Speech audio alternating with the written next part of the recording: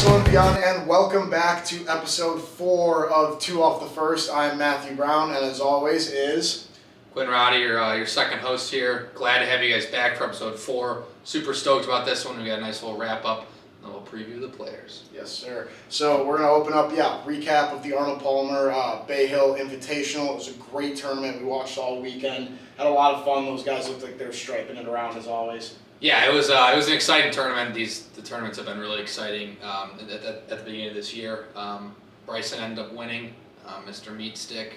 I'm not a huge fan of his, but I mean, he was the best player. Lee Westwood was right on his tail towards the end. It would have been nice to see the old fellow win, but I mean, Bryson played the best golf, and I'm not gonna lie, some of his moments were pretty electric. Yeah, well, specifically his drive on the 6th hole was awesome. He had to carry it about 330 yards, and for people that don't watch golf a lot, that is a very, very long way. That's a long way. We only carry ours like 320 or something, so it's a whole 20 yards extra. Yeah, I mean, Bryson is good. I think I could probably catch him if I really stepped on one. He stepped into one. Yeah. But anyway, apparently Tiger Woods also texted him the morning of saying, just battle through, you got this. I doubt that. Yeah, I think Tiger's got some more important stuff to be thinking about right now. Pray for Tiger. Maybe his, getting his legs to work again, because that's super scary. And I don't think he's really worried about Mr. Meat Stick hitting more 340-yard drives.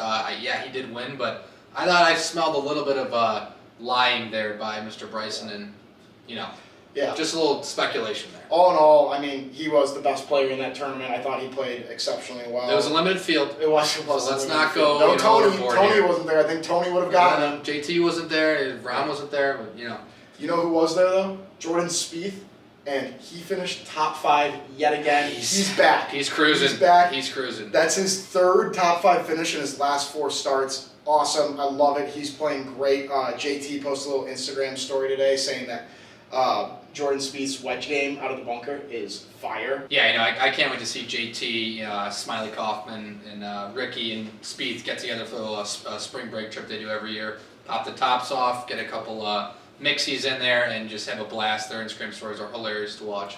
But yeah, Spieth I think he's back. I think once he wins another one, he'll be really back. Yeah, but his game is locked in. I don't think he's got the yips anymore, so that's awesome to see. We're a huge Jordan Spieth. Yeah, we're big Jordan Spieth guys. Bryson, personal friends, both members of the Titleist family. Yeah, I mean, we're working on that still, by the way. It's coming. Yeah, Jeannie had some good things to say. So. Good. I'm glad to hear that. Yeah, so that about wraps it up for the Arnold Palmer Invitational. Great tournament. We had a blast watching. Can't wait for next year. Hopefully, Jordan Spieth gets it done next year. But Tiger wins his 10th. Yeah, well, that would be good. I would love that. But anyway, we just have a special message from our friends over at D3 TV. Roll the tape.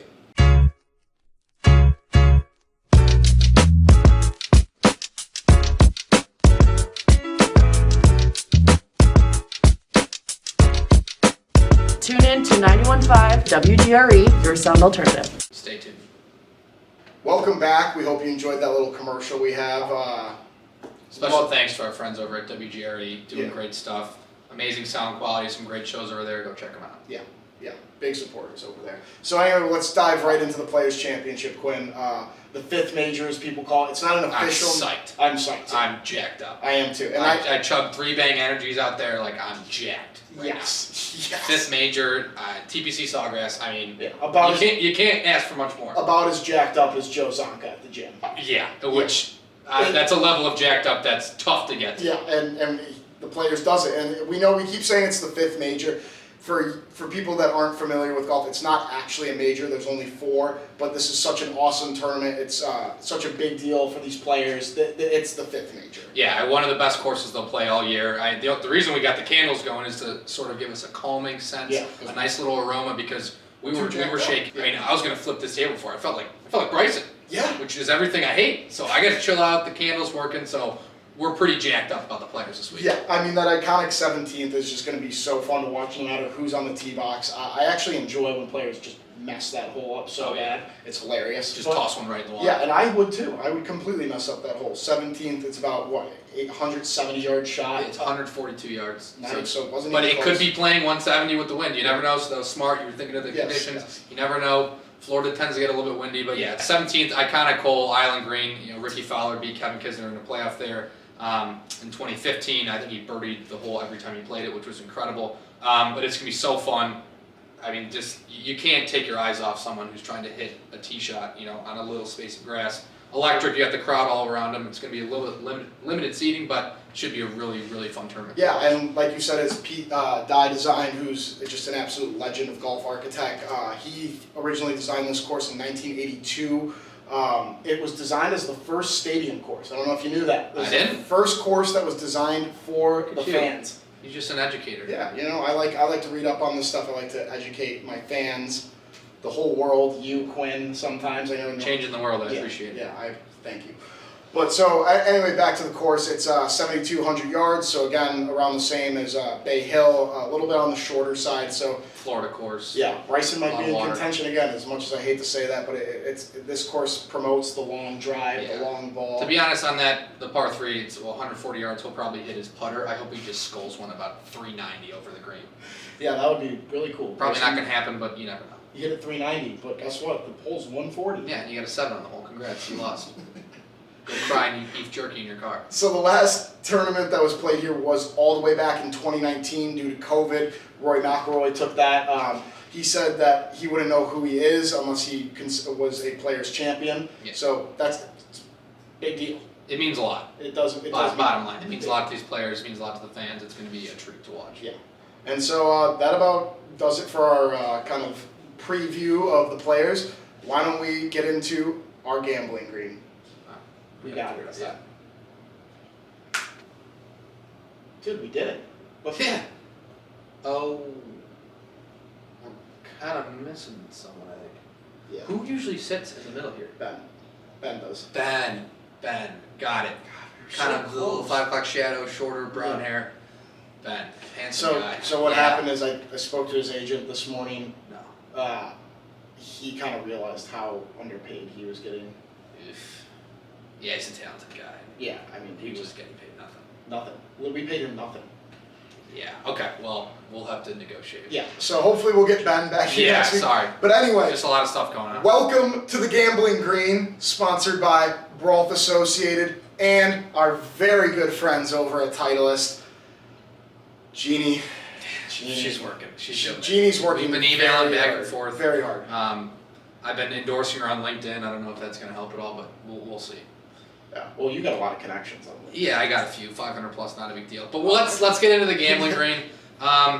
So as you might notice, I got the 38 extra long Bob Ganoush special. A little more formal today because it is the 5th major. I'm not screwing around. I'm wearing the hat again because I was the only one to hit a bet. I'm 4 for 9 now. No one else is over 1 for 9, but who's counting? That's right, I am. So for the players this weekend, I got Patrick Cantlay to win, top 10 player. He's plus 2,000. That's pretty solid value. I think he's going to have a nice little out. He's been playing pretty well. I think he's 4 top 10s this year. So look forward to seeing him. I think he can make some noise. Kind of a different sleeper pick for my top 20. I got Jason Kochrack, plus 250. He played well at Bay Hill. A little bit of a lesser known guy, but just like a normal dude. Like he looks like he'd be like a beer vendor at Wrigley Field. It's sure. I'll go to bat for those guys any day of the week. So I'm gonna pick him for top 20. And then we're missing our buddy Ben. The candles are also a little bit of a coping mechanism, as well as an aroma to keep us settled because of how jacked we are. I'm taking a top English player, and I'm gonna take Matthew Fitzpatrick at plus 350. He got me a top 20 bet hit 2 weeks ago. He had another really good tournament. He's playing really, really well. I have a family member with the first name Fitzpatrick, so that's got to count for something.